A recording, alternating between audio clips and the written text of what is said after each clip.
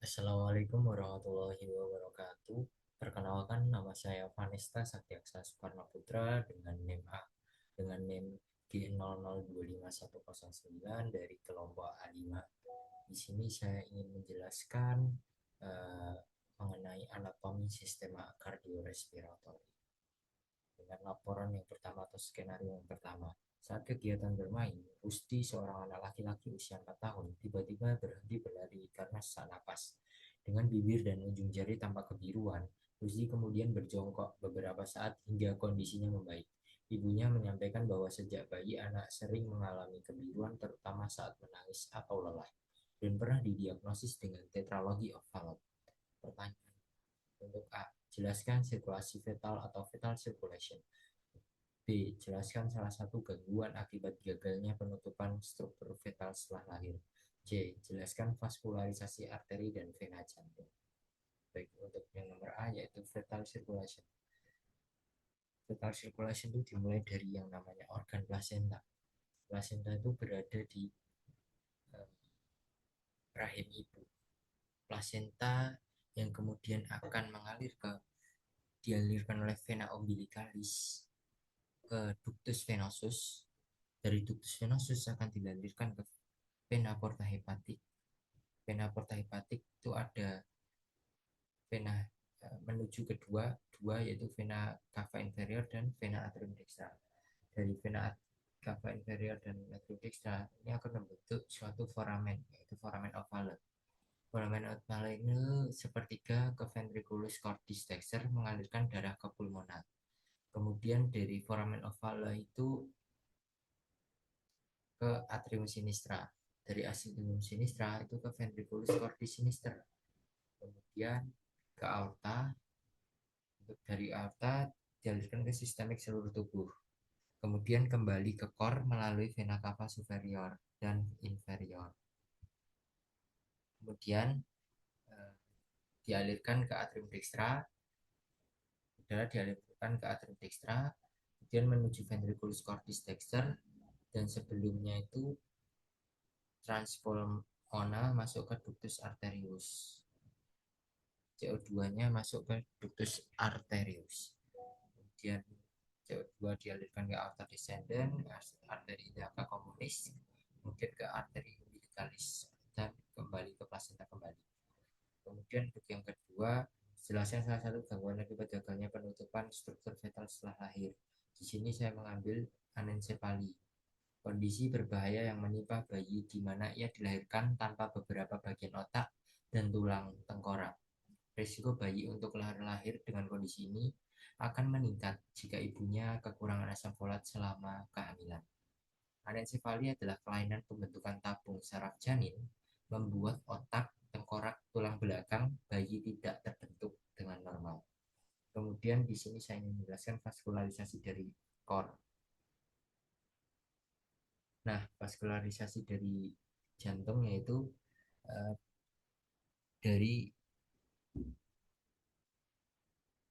mayoritas vasa venosa pada core bermuara pada sinus coronarius. Sinus coronarius di sini dari vena cardiaca magna, vena cardiaca parva, vena cardiaca media, dan vena cardiaca posterior, vena obliqu arteria sinistra, vena posterior ventriculis sinistra. Sedangkan vena cordis minimae bermuara langsung ke atrium dextra melalui foramina vena cavarum. Kemudian untuk vaskularisasinya selanjutnya untuk arteri. Untuk arteri sendiri vaskularisasinya itu dari aorta ascendent, kemudian dia itu ada yang ke arah arteri koronaria dextra dan ada percabangan ke arteri koronaria dextra dan koronaria sinistra. Kemudian dari arteri koronaria dextra darah akan disalurkan ke ramus nodus SA, kemudian ada ramus marginalis dextra dan ramus interventricularis posterior. Kemudian untuk arteri koronaria sinistra itu akan dibagi ke ramus interventricularis anterior dan ramus circumflexus. Dari ramus interventricularis anterior kemudian akan ke rami lateralis. Dari ramus circumflexus itu akan ke ramus marginalis. Selanjutnya kita menuju ke laporan yang kedua. Atau skenario yang kedua, saat musim hujan Badi mengeluhkan hidung tersumbat yang berlangsung beberapa hari, disertai nyeri pada daerah pipi yang memberat saat menunduk. Ia juga merasakan lendir kental mengalir ke tenggorokan. Pada pemeriksaan, dokter mencurigai adanya peradangan pada sinus maxillaris yang berkaitan dengan gangguan drainase di meatus nasi medius. Pertanyaannya, yang jelaskan sinus-sinus paranasal yang terdapat pada hidung beserta fungsinya. Nah, sinus paranasal itu ada 4: sinus ethmoidalis, sinus sphenoidalis, sinus frontalis, sinus maxillaris. Nah, sinus paranasal itu adalah sekelompok rongga di dalam tulang kraniofaksial yang berhubungan dengan kavum melalui ostium.